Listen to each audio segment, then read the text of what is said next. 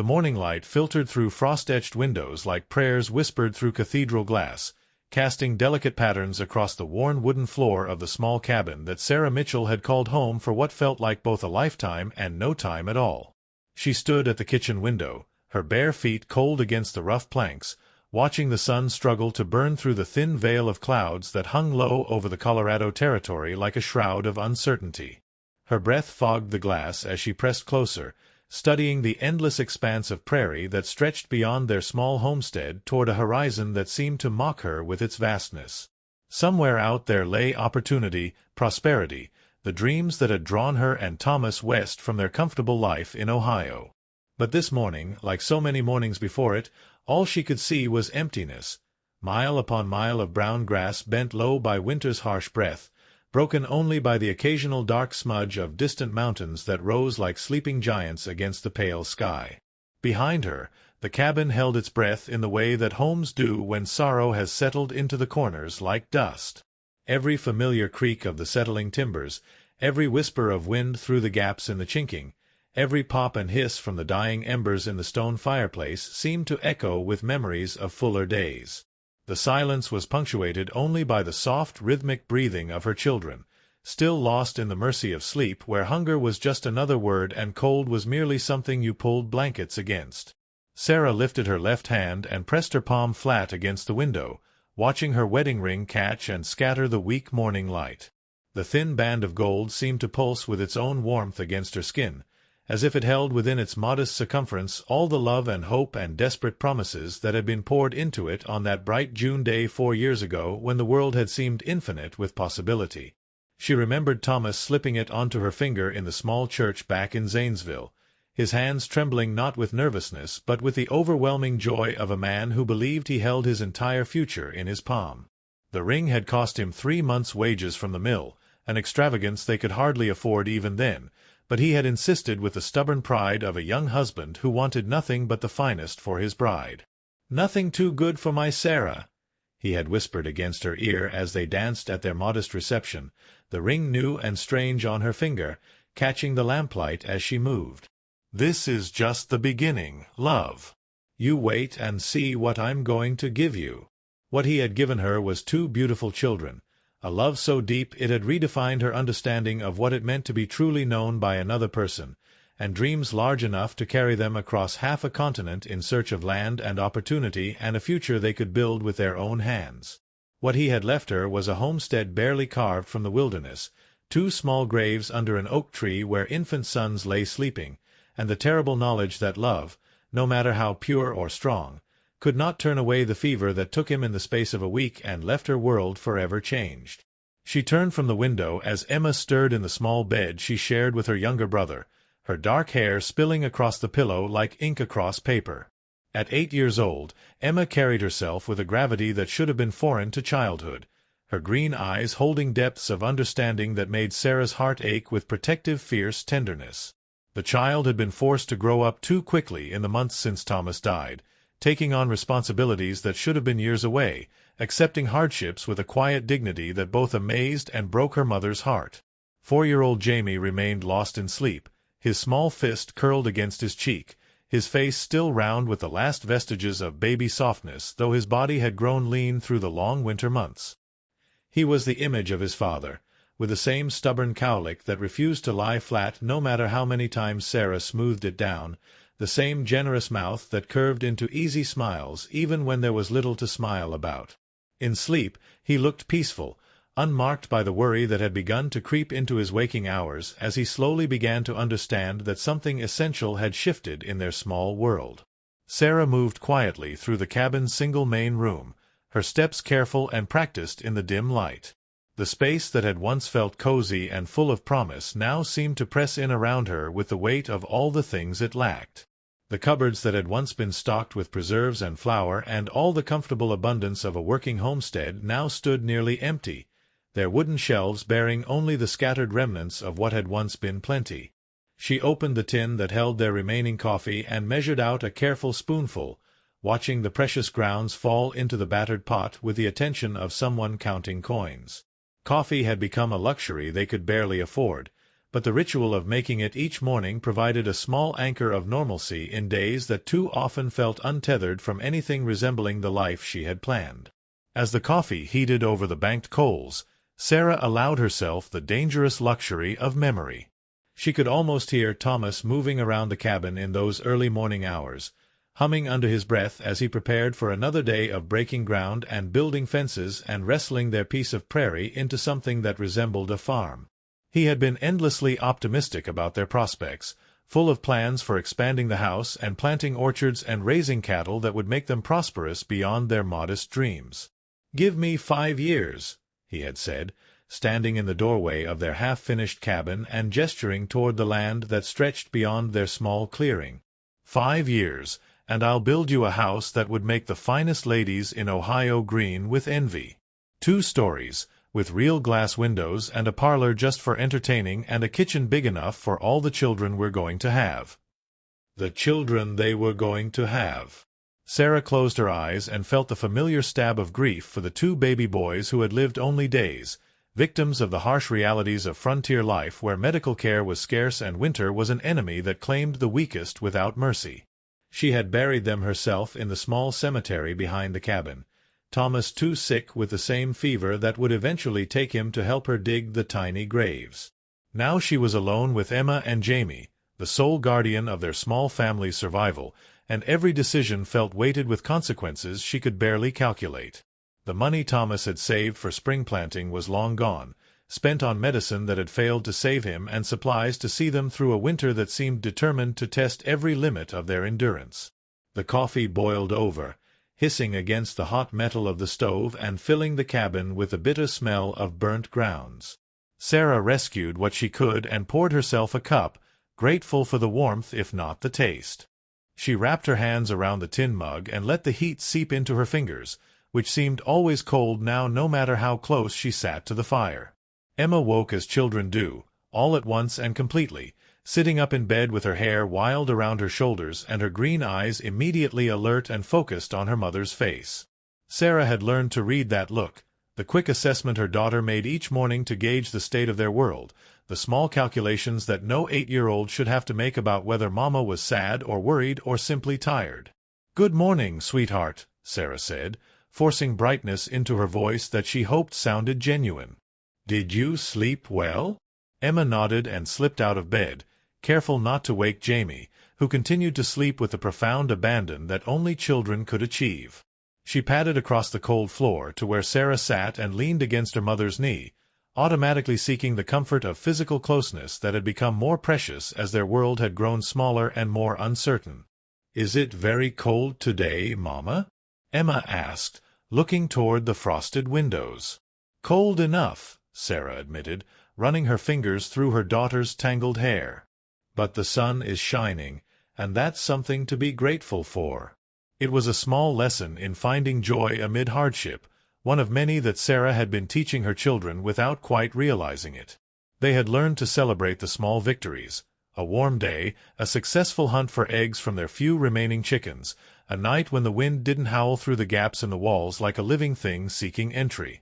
Jamie stirred and stretched, his eyes opening slowly as he emerged from whatever dreams had carried him through the night. He smiled when he saw his mother and sister, that easy, uncomplicated expression of happiness that reminded Sarah daily of what she was fighting to preserve. "Mama," he said, his voice still thick with sleep, "I dreamed about Papa again." Sarah's throat tightened, but she kept her voice steady. "What kind of dream, baby?" "He was building something in the yard," Jamie said, sitting up and rubbing his eyes with small fists. "Something big and wooden, but I couldn't tell what it was. He said it was a surprise for when spring comes." Emma looked up at Sarah with eyes that held too much understanding for her years. The child had stopped talking about her father's return weeks ago, had somehow processed the reality of death in the way that children do, completely and without the adult need to soften harsh truths with comforting lies. But Jamie was younger, and his understanding of forever was still developing in the way that 4-year-old comprehension unfolded like flowers, slowly and not always in the expected direction. "That sounds like a lovely dream," Sarah said, kissing the top of Jamie's head as he climbed onto her lap. Papa always did like building things. They went through the morning routine that had become as familiar as breathing, washing faces with water that had to be heated over the fire, dressing in clothes that were clean but patched, eating breakfast that was more hope than substance. Sarah made porridge from the last of their oats, stretching it with water and a precious spoonful of honey that she had been saving for a special occasion that seemed increasingly unlikely to arrive. The children ate without complaint, had learned not to ask for more or comment on the thinness of their portions. Emma helped Jamie with his buttons and made sure his hair was combed while Sarah cleaned up their few dishes and tried to calculate how many more meals they could manage with their dwindling supplies. After breakfast, she bundled them into their coats and boots for the walk to the schoolhouse. The mile-and-a-half journey across the prairie had become both burden and blessing. Burden because it meant leaving the relative warmth of the cabin and facing the harsh reality of winter on the plains. Blessing because it gave the children something to do besides sit in the cabin and feel the weight of their circumstances pressing down around them. The schoolhouse was a simple wooden building that served the scattered homesteads in their area, taught by Miss Helen Cartwright, a woman from Massachusetts who had come west seeking adventure and had found instead the daily challenge of educating children whose lives were shaped by hardships she had never imagined. She was kind to Emma and Jamie, understanding in the way that good teachers are about the different struggles each child brings to learning. Sarah walked them to the door and kissed them goodbye, watching as they joined the small group of children from neighboring homesteads. Some of these children arrived each day well-fed and warmly dressed, obvious products of families who had found success in their frontier ventures. Others, like her own, showed the subtle signs of families struggling to maintain their foothold in an unforgiving landscape. The walk home gave Sarah time to think, time to face the decision that had been growing in her mind like a storm cloud on the horizon. She had counted and recounted their remaining supplies, had calculated and recalculated how long they could stretch what little they had. No matter how she arranged the numbers, the conclusion was always the same.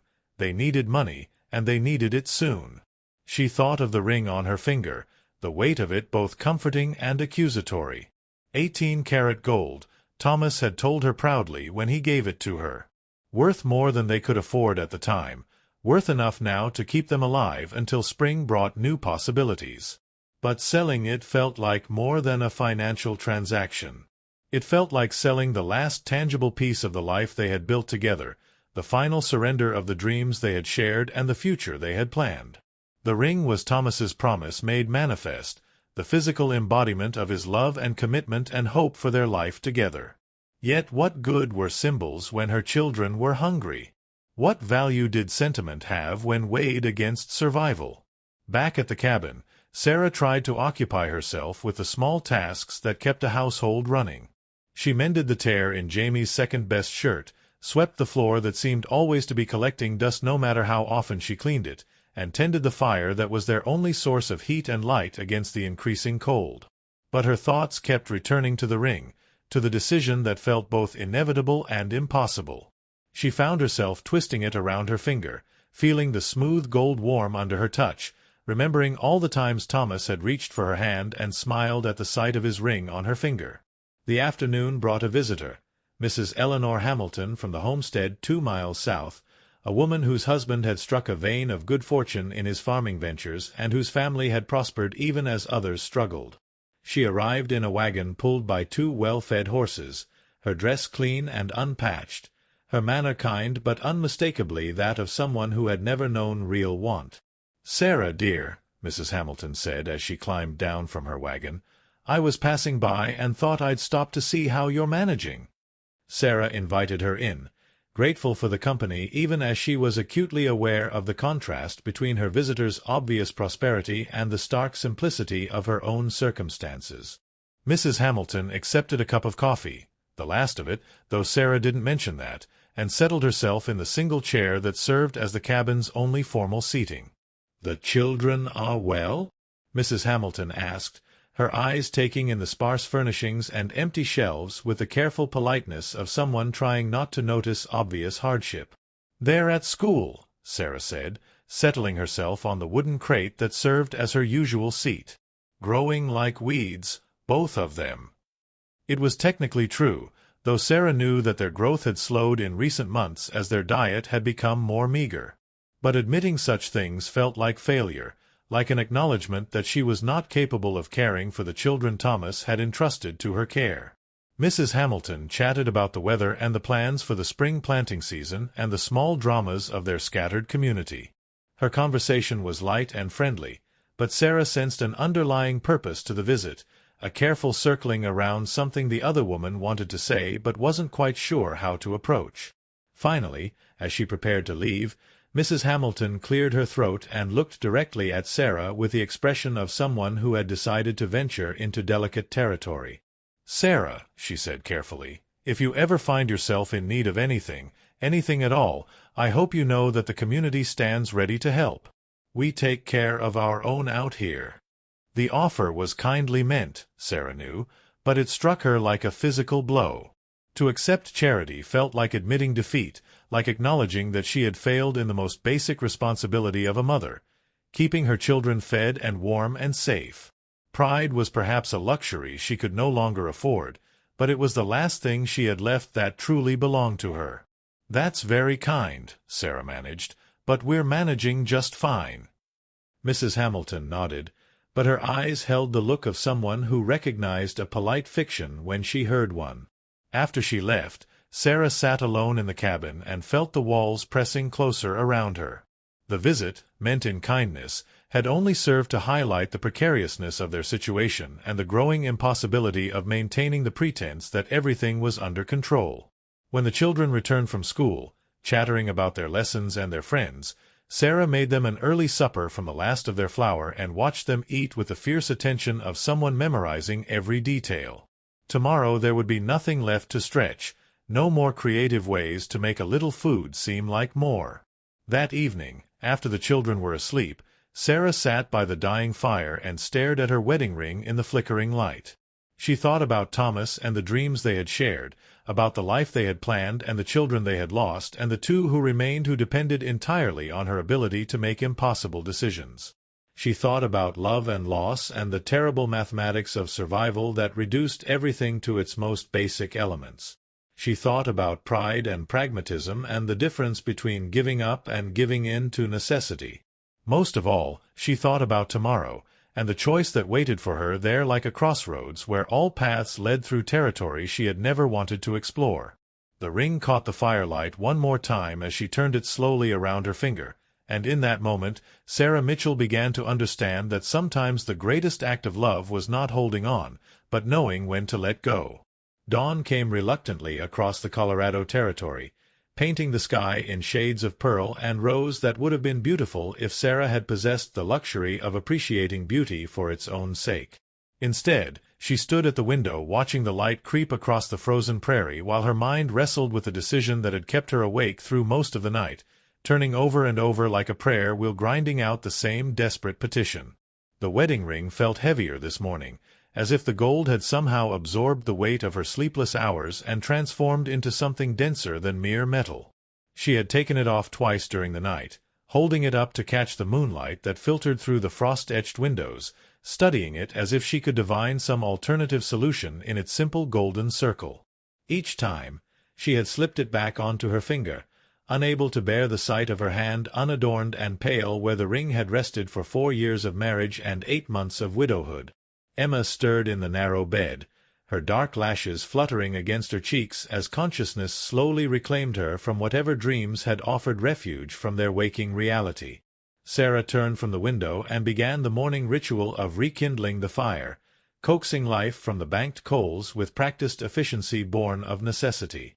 Every piece of kindling was precious now, every flame a small victory against the cold that seemed determined to claim not just their comfort but their very survival.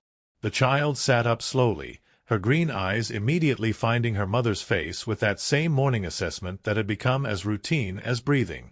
Sarah wondered what Emma saw there, whether her own carefully maintained composure was as transparent as she feared, whether the weight of their circumstances showed in lines and shadows that even a child could read.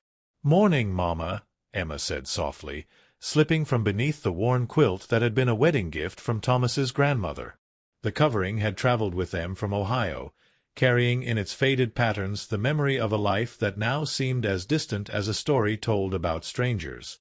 "Good morning, sweetheart," Sarah replied, forcing warmth into her voice while her hands moved automatically through the familiar motions of preparing their meager breakfast. There was enough cornmeal for one more pot of mush, if she stretched it thin enough, and perhaps a handful of dried beans that could be soaked and cooked into something resembling sustenance. Jamie woke as he always did, all at once and completely, his small face brightening with the uncomplicated joy of a 4-year-old who still believed that each new day held infinite possibilities. He scrambled from the bed and ran to his mother, wrapping his arms around her legs with the fierce affection that never failed to pierce her heart with both love and desperate determination. "I'm hungry, Mama," he announced with the straightforward honesty that children possessed before they learned to soften their needs with apology or shame. "I know, baby," Sarah said, lifting him onto her hip and pressing her face against his tousled hair. "Mama's going to fix that." The words came out sounding like a promise, though she wasn't entirely certain how she would keep it. But mothers made promises to their children that transcended the boundaries of possibility, speaking hope into existence through sheer force of will and the stubborn refusal to accept defeat as long as breath remained in their bodies. After their sparse breakfast, cornmeal mush sweetened with the last precious teaspoon of honey, Sarah dressed the children for their walk to school. Emma's coat had been let out twice already, the seams showing where it had been adjusted to accommodate her growing frame, and Jamie's boots were too large, inherited from his sister and stuffed with rags to make them fit well enough to keep his feet warm and dry. The morning air cut through their clothing like a blade, sharp and clean and merciless in its intensity. Sarah pulled her own worn shawl tighter around her shoulders and took Jamie's mittened hand in hers while Emma walked beside them with the careful dignity she had adopted since her father's death, as if she understood that childhood was a luxury they could no longer entirely afford. The schoolhouse appeared in the distance like a beacon of normalcy, its simple wooden structure representing continuity and hope in a landscape that seemed designed to take away both. Other children were already arriving, some on foot like Sarah's family, others in wagons driven by parents whose circumstances had proven more fortunate or whose preparations for frontier life had been more adequate to the challenges they faced. Miss Helen Cartwright stood in the doorway greeting her students, her brown wool dress neat and practical, her hair pinned back with the precision of someone who had learned to make the most of limited resources while maintaining the dignity that her profession required. She was perhaps 30 years old, though the frontier had a way of adding years to faces that might have remained young in gentler circumstances. "Good morning, Mrs. Mitchell," Miss Cartwright said as Sarah approached with the children. "How lovely to see you all on this crisp morning." There was something in the teacher's tone that made Sarah look more closely at her face, noting the careful way she studied Emma and Jamie, the subtle concern that flickered in her brown eyes. Miss Cartwright was an educated woman, observant and intelligent, and Sarah realized with a sinking heart that their circumstances were probably more obvious than she had hoped. "Emma, Jamie, go ahead inside and find your seats," Miss Cartwright said gently. "I'd like to speak with your mother for just a moment." The children obeyed, Jamie running ahead with his usual enthusiasm while Emma walked more slowly, glancing back at her mother with that too-adult awareness that seemed to grow more pronounced each day. Sarah watched them disappear into the schoolhouse and felt her stomach tighten with apprehension. "Mrs. Mitchell," Miss Cartwright began, her voice carefully modulated with the kind of professional kindness that somehow managed to be both comforting and terrifying, "I hope you won't think me presumptuous, but I've noticed that Emma seems tired lately. And yesterday Jamie mentioned that breakfast had been quite small." Sarah felt heat rise in her cheeks, the flush of shame and defensive pride warring in her chest. "Children exaggerate sometimes," she said quietly. "They don't always understand." "Of course," Miss Cartwright interrupted gently. "And I'm not questioning your care for them. Anyone can see how much you love those children. But Mrs. Mitchell, if there are circumstances that are making things difficult, well, this is a community that believes in taking care of its own." The phrase echoed Mrs. Hamilton's words from the previous day, and Sarah felt something brittle snap inside her chest. The kindness was genuine, she knew, but it highlighted the growing impossibility of maintaining the pretense that everything was manageable, that she was capable of providing for her children without assistance from neighbors who had barely more than she did. "We're managing," Sarah said, the words feeling increasingly hollow each time she spoke them. "Thank you for your concern, but we're fine." Miss Cartwright studied her face for a long moment, then nodded slowly. "Of course. But please know that if circumstances change, if there's anything at all that I or the community can do to help—" "Well, Emma is one of my brightest students, and Jamie has such a sweet nature. They're precious children, Mrs. Mitchell. We all want to see them thrive." The walk home seemed longer than usual, each step carrying Sarah further from the comfortable illusion that their situation was temporary, that spring would somehow bring solutions she couldn't currently imagine. The prairie stretched endlessly around her, brown grass bent low by winter winds, the sky vast and empty above like a reminder of how small and vulnerable they were in the face of forces beyond their control.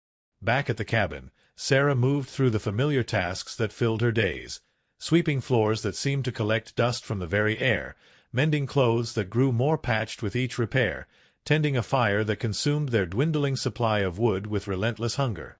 But beneath the surface routine, her mind was calculating and recalculating, measuring their remaining supplies against the weeks that stretched between now and spring planting. The mathematics were unforgiving. They had perhaps a week's worth of food if she stretched every grain of cornmeal, every dried bean, every scrap of preserved vegetable until it barely qualified as sustenance. The chickens had stopped laying weeks ago, victims of the cold and their own poor diet, and the cow had been sold back in November to buy medicine for Thomas that had failed to save him. By midday, the decision had crystallized in her mind with the clarity of absolute necessity. She would walk to Alpha, to Heinrich Goldstein's jewelry shop, and she would sell the ring that represented everything she had loved and lost. It was 3 miles to town, 3 miles back, and she could accomplish the transaction and return before the children finished their school day. Sarah wrapped herself in her heaviest shawl and set out across the prairie, her feet finding the familiar path that led through scattered homesteads toward the small collection of buildings that comprised Alpha. The wind cut through her clothing with vicious persistence, but she welcomed the physical discomfort as a distraction from the emotional turmoil that threatened to overwhelm her carefully maintained composure. The town appeared gradually, emerging from the brown landscape like a mirage that solidified into weathered wood and glass windows that caught and reflected the weak winter sunlight.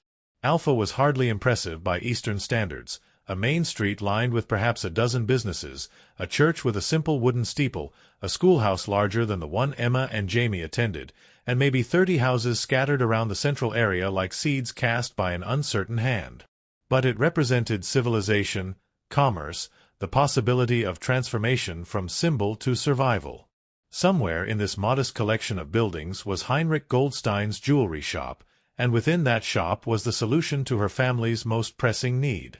The jewelry shop occupied a narrow building between the general store and the barber shop, its single window displaying an assortment of pocket watches, silver candlesticks, and various pieces of jewelry that told the stories of other dreams deferred, other necessities that had trumped sentiment. A small painted sign above the door read, H.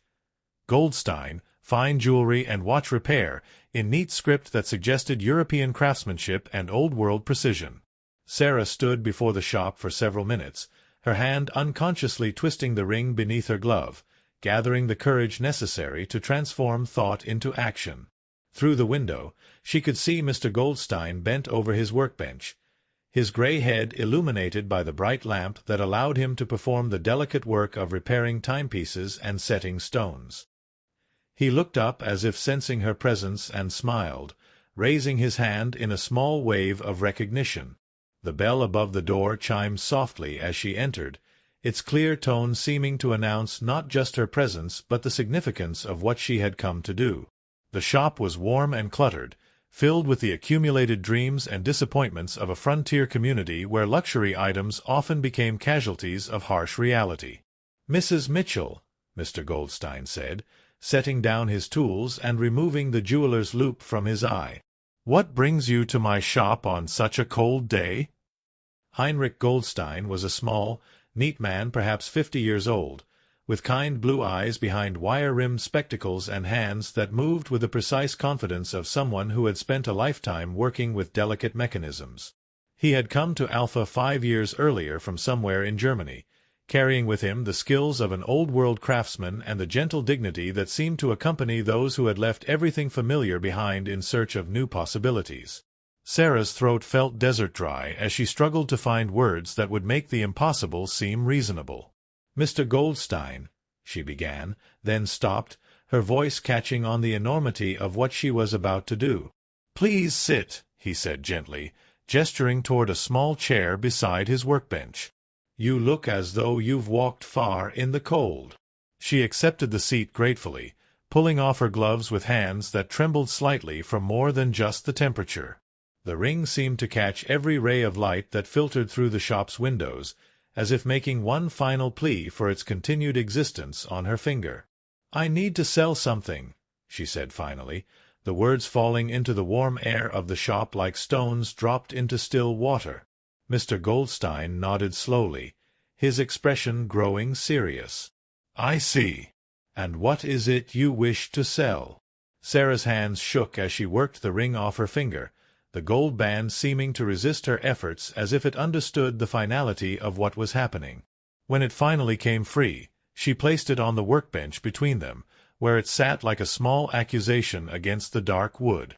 "My wedding ring," she whispered, the words barely audible even in the shop's profound quiet. Mr. Goldstein picked up the ring with the reverent care he might have shown a piece of religious artifact, turning it slowly in his fingers and examining it under his jeweler's loupe. Sarah watched his weathered hands manipulate the band that had rested on her finger through every joy and sorrow of her married life, and felt something essential tear loose inside her chest. "It's beautiful work," he said after several minutes of careful examination. 18-carat, excellent craftsmanship. Your husband had exquisite taste. He saved for months to buy it, Sarah said, her voice steadier now that the initial confession had been made. Said nothing was too good for his bride. Mr. Goldstein set the ring down gently and studied her face with the same careful attention he had given the jewelry. "And now you need money for your children." It wasn't a question, and Sarah found herself nodding, grateful that the understanding was implicit rather than requiring her to spell out the details of their desperation. "Times have been hard since my husband died," she said simply. "I've tried to manage, but the frontier is unforgiving to those who have little help," Mr. Goldstein finished gently. "I understand. I have seen this many times since I came to this place." He picked up the ring again, holding it up to catch the light from his work lamp. "This is worth perhaps $40, he said after another moment of careful consideration. "Good gold, well made. I could sell it easily to someone who appreciates quality." $40. Sarah felt her breath catch in her throat. It was more money than she had seen since Thomas's death, enough to buy food and supplies that would carry them well into spring, perhaps even enough to purchase seed for planting and give them a chance at self-sufficiency again. "However," Mr. Goldstein continued, setting the ring down again, "I find myself wondering if there might be another way to address your immediate needs." Sarah looked up at him, confusion and hope warring in her expression.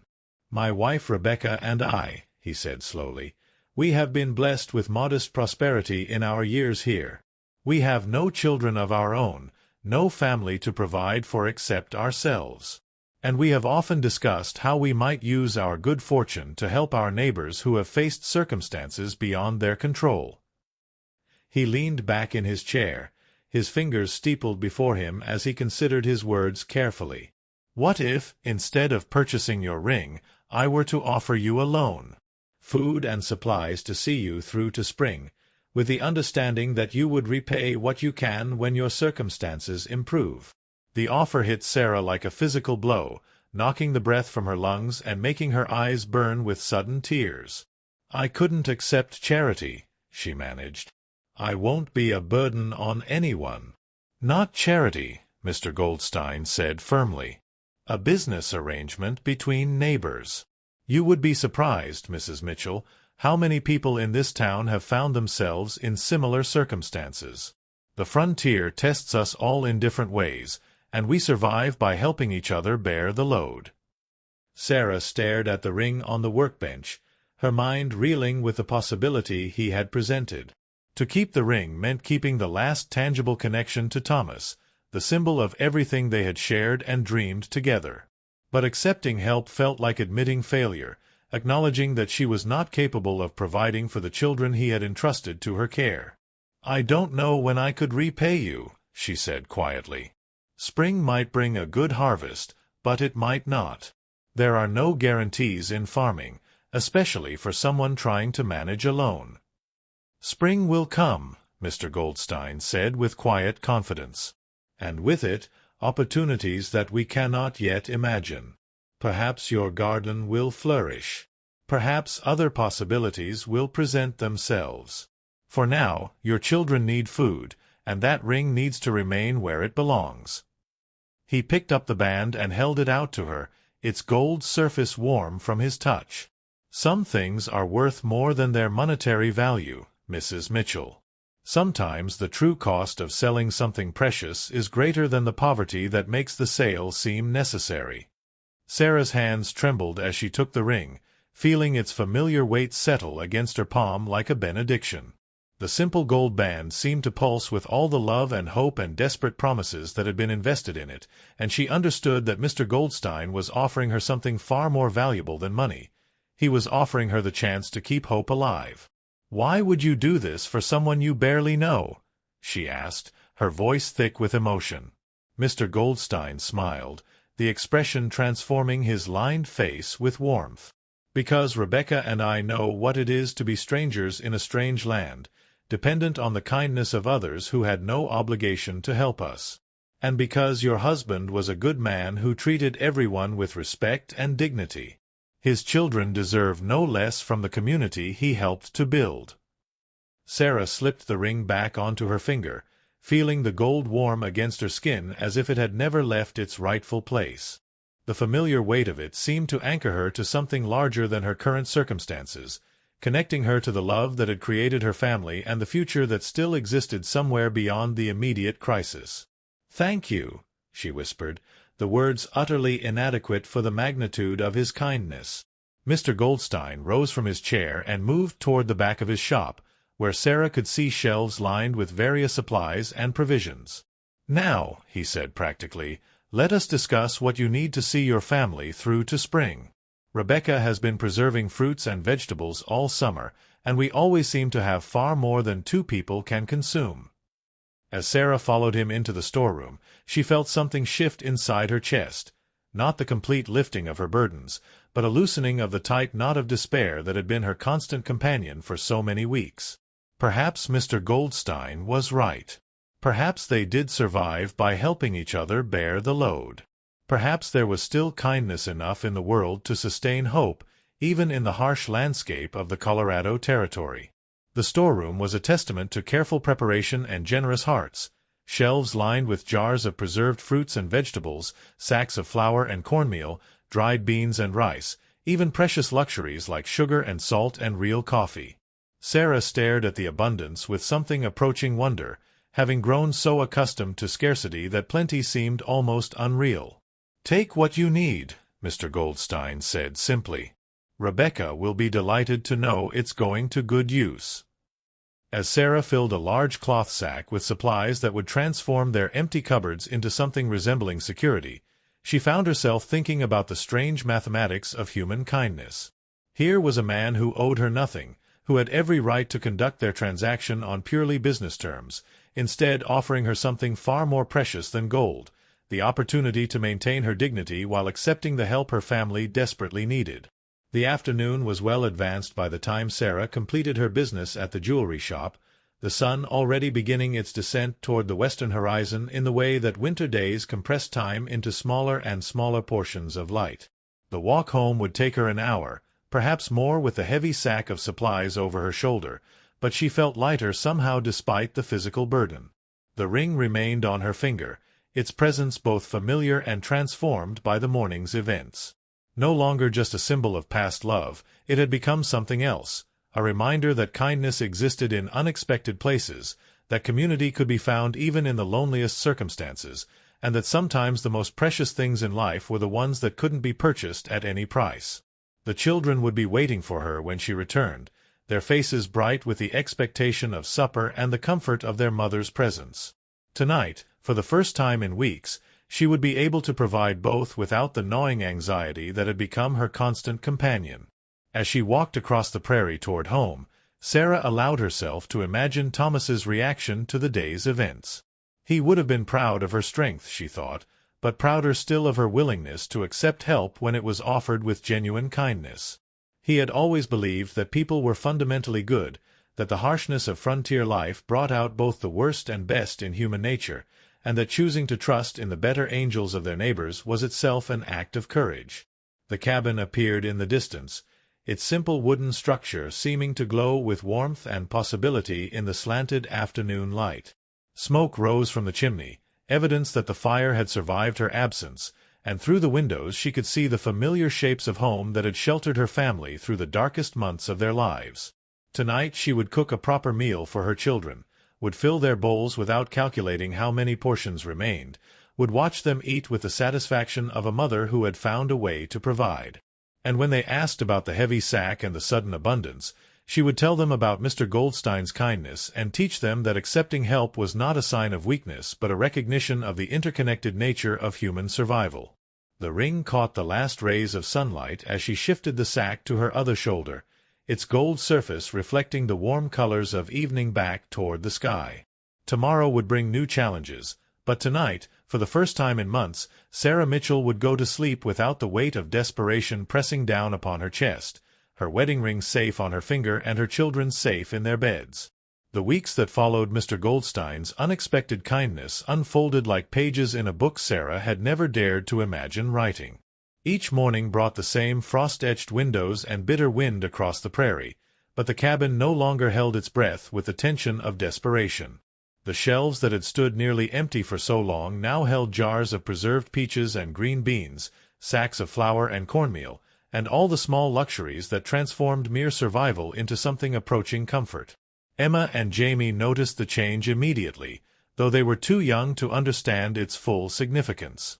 They simply knew that breakfast had become substantial again, that Mama no longer watched them eat with the careful calculation of someone measuring every grain, that the worried lines around her eyes had softened into something closer to the mother they remembered from before Papa's death. Sarah found herself rediscovering the small rituals of domestic life that poverty had taken away. She could brew real coffee each morning without counting the precious spoonfuls, could add butter to their cornbread without weighing the cost of such extravagance, could light the oil lamp in the evenings instead of relying solely on firelight to push back the darkness. These tiny luxuries felt almost sinful after months of want, but they also restored something essential that she hadn't realized was missing, the simple pleasure of providing abundantly for her children. The ring on her finger seemed to catch more light now, as if the gold itself had been transformed by the morning's events at Mr. Goldstein's shop. She found herself touching it unconsciously throughout the day, no longer with the guilty awareness of its potential value, but with gratitude for what it represented, not just Thomas's love, but the kindness of strangers who had become something more precious than neighbors. Miss Cartwright was the first to notice the change in the children. Emma arrived at school with better color in her cheeks and a lightness in her step that spoke of full bellies and warm mornings.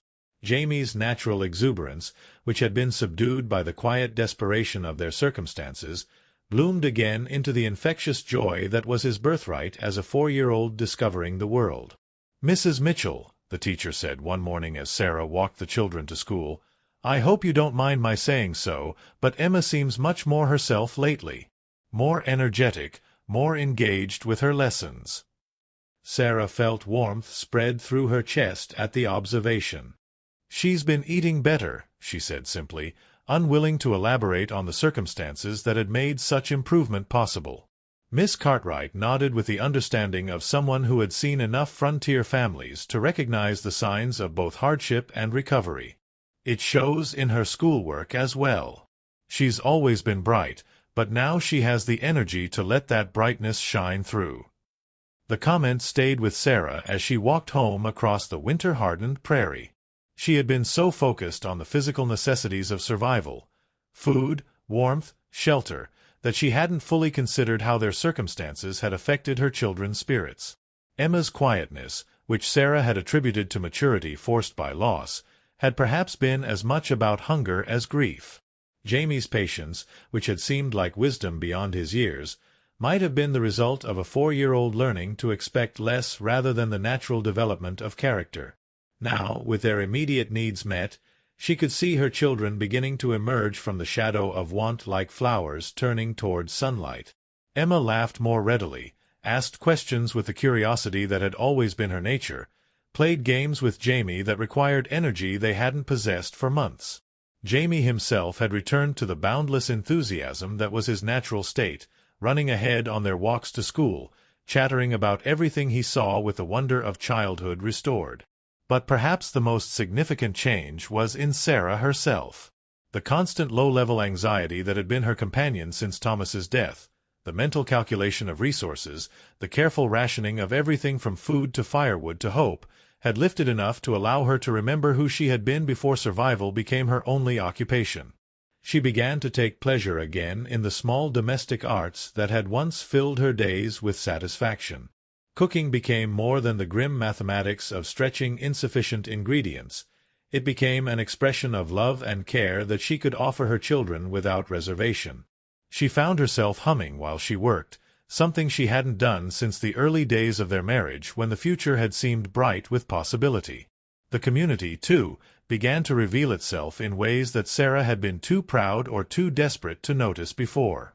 Mrs. Hamilton stopped by one afternoon with a pot of soup that was clearly intended to supplement their meals, though she presented it as surplus from her own kitchen that would go to waste if not shared. "I always make too much," she said with a kind of diplomatic fiction that allowed both women to maintain their dignity.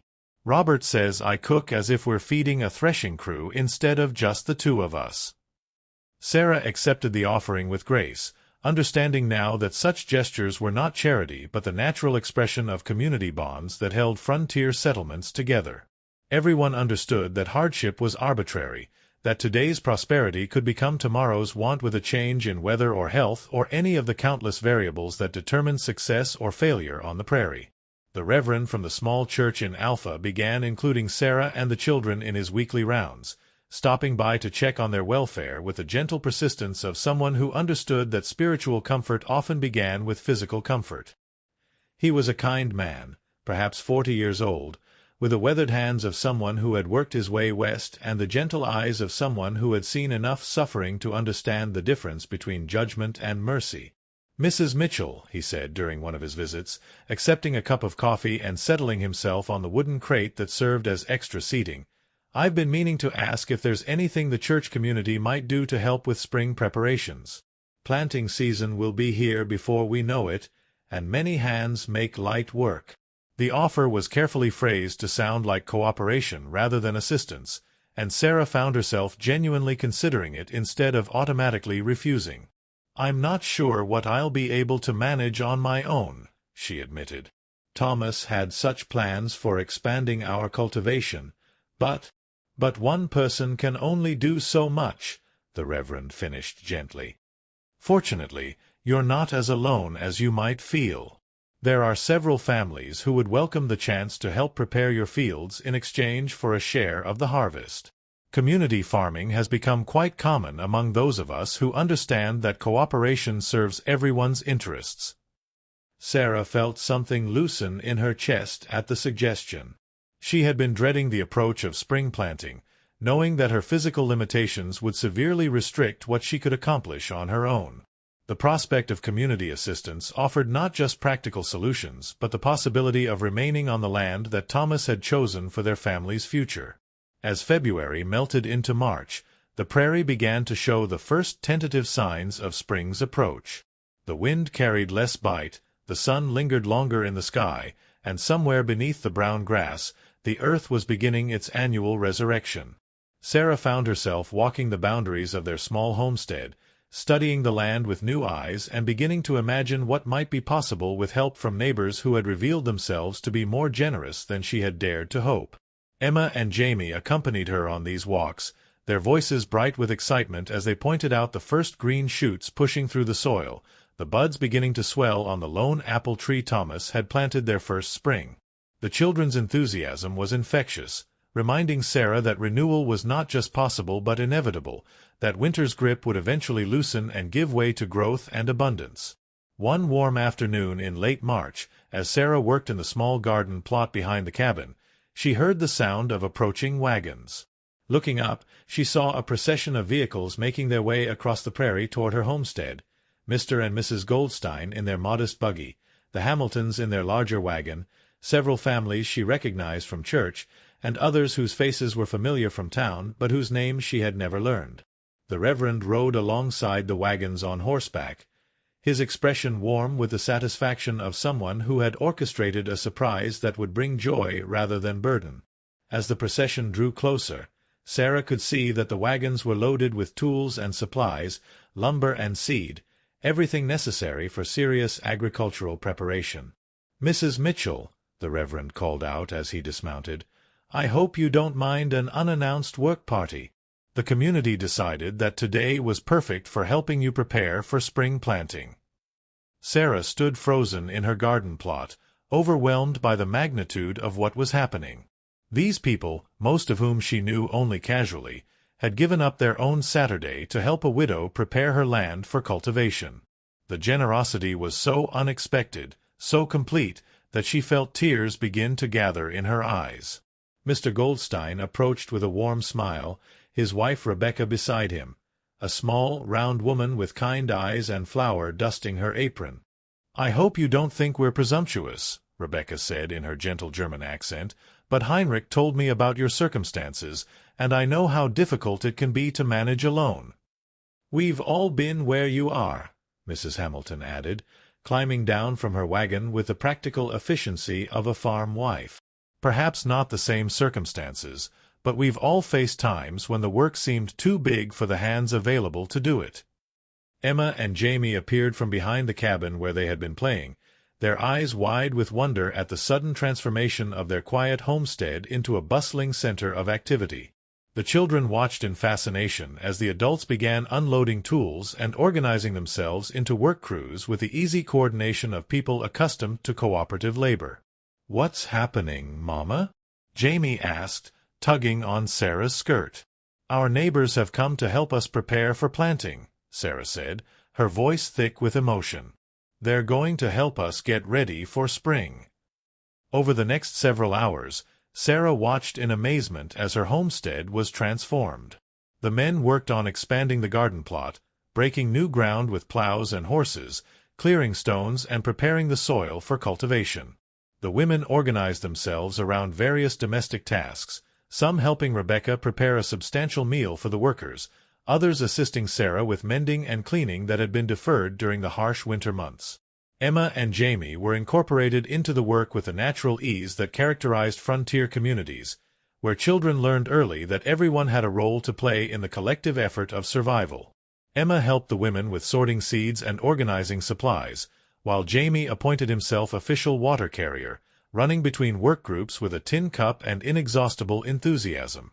As the afternoon progressed, Sarah found herself in conversation with neighbors she had known only superficially, discovering shared experiences and common challenges that created bonds stronger than mere proximity.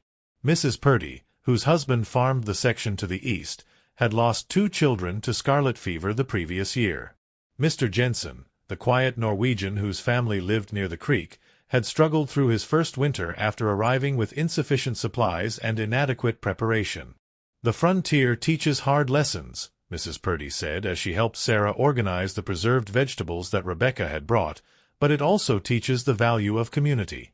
We're all too far from family back east to depend on blood relations. Out here, neighbors become family by choice and necessity." The truth of her words resonated through Sarah like a bell struck in clear air. She had been so focused on maintaining independence, on proving her capability to provide for her children without assistance, that she had failed to recognize the deeper wisdom of interdependence. These people were not offering charity from a position of superiority. They were extending the same cooperation they hoped to receive when their own circumstances required assistance. By evening, the transformation of the homestead was complete. The garden plot had been expanded and prepared for planting, the cabin had been thoroughly cleaned and minor repairs completed, and enough firewood had been split and stacked to last well into the summer months. The work that would have taken Sarah weeks to accomplish alone, if she could have managed it at all, had been completed in a single afternoon through the combined efforts of the community. As the work crews prepared to depart, Rebecca Goldstein pressed a basket into Sarah's hands. "Seeds for your garden," she explained with a warm smile. "Vegetables that grow well in this soil, and some flower seeds too. Beauty is as important as sustenance, I think."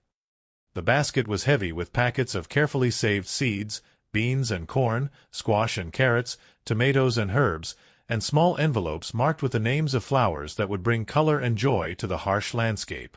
Sarah stared at the contents with wonder, realizing that the gift represented not just practical assistance but faith in her family's future on the land. "I don't know how to thank you all," Sarah said as the neighbors gathered around their wagons, preparing for the journey home. "This is more kindness than I had any right to expect." "Nonsense," Mr. Goldstein said firmly.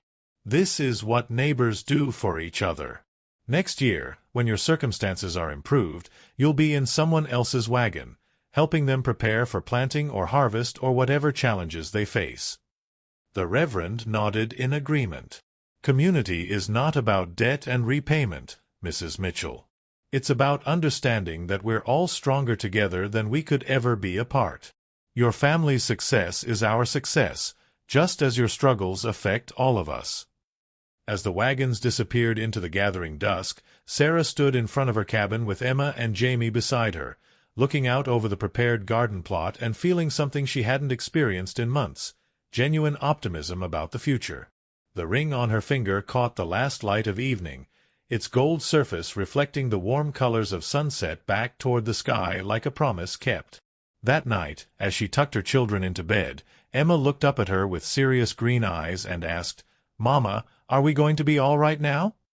Sarah smoothed the dark hair back from her daughter's forehead and considered the question carefully. They were not wealthy, would probably never be more than modestly comfortable, and the frontier would continue to present challenges that tested their resilience and resourcefulness.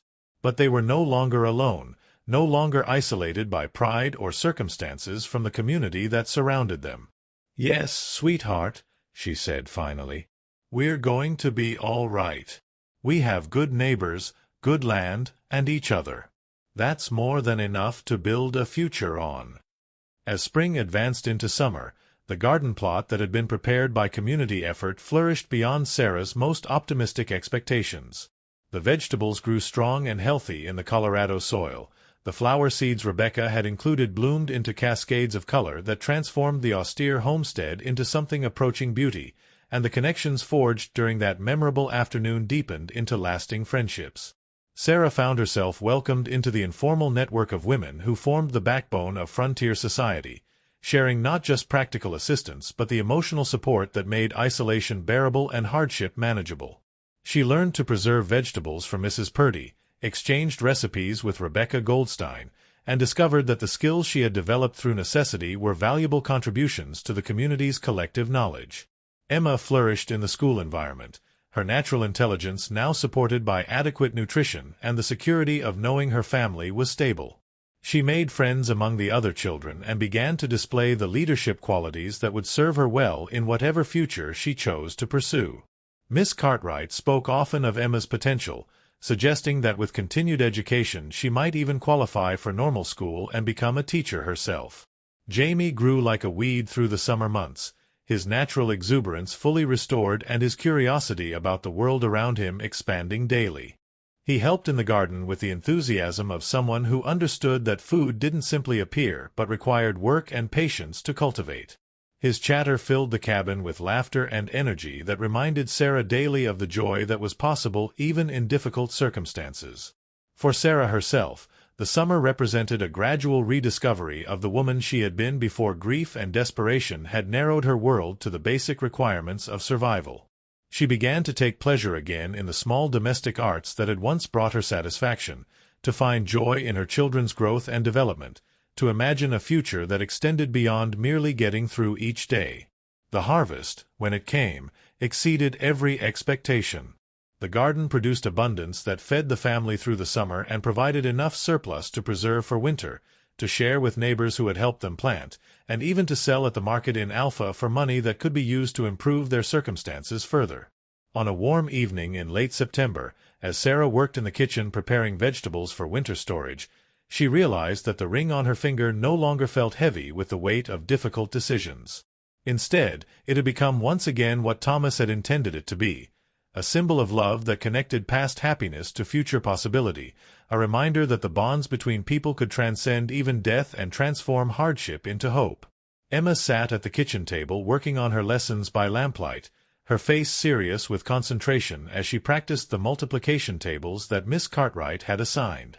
Jamie played quietly in the corner with the wooden blocks his father had carved, building elaborate structures that existed first in his imagination before taking shape in the physical world. The scene was peaceful, domestic, ordinary in the way that the most precious moments often are. But Sarah understood that this ordinary evening represented an extraordinary transformation, from desperation to security, from isolation to community, from the mere act of surviving to the deeper satisfaction of truly living. Outside, the prairie stretched endlessly under a canopy of stars that seemed close enough to touch in the clear Colorado air. The wind carried the scent of ripening grain and the promise of another successful harvest, another winter that would find them prepared and provided for and surrounded by the care of neighbors who had become family. As she moved through the familiar routines of preparing her children for bed, Sarah found herself thinking about the morning she had stood at this same window, contemplating the sale of her wedding ring and wondering how she would find the strength to continue. The woman who had faced that impossible choice seemed like a stranger now, someone whose courage she admired but whose desperate circumstances she could barely remember. The ring remained on her finger, but its meaning had evolved through the alchemy of human kindness. No longer just a symbol of past love, it had become a reminder that grace existed in unexpected places, that community could transform individual struggle into collective strength, and that the most precious things in life were indeed the ones that could not be purchased at any price. As she settled into bed that night, Sarah's last conscious thought was a prayer of gratitude, for the kindness of strangers who had become friends, for the resilience of children who had learned to find joy even in difficult circumstances, for the privilege of witnessing how love could multiply when shared rather than hoarded, and for the ring that remained on her finger as proof that some promises were too precious to break, no matter how harsh the winter or how distant the spring. The morning would bring new challenges, as mornings always did on the frontier.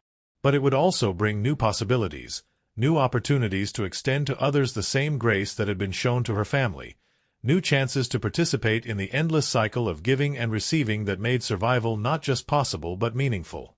In the end, Sarah reflected as sleep claimed her, the ring had taught her the most valuable lesson of all, that true wealth was not measured in gold but in the bonds between people who chose to care for each other, and that the greatest treasures were the ones that grew more valuable when shared rather than sold.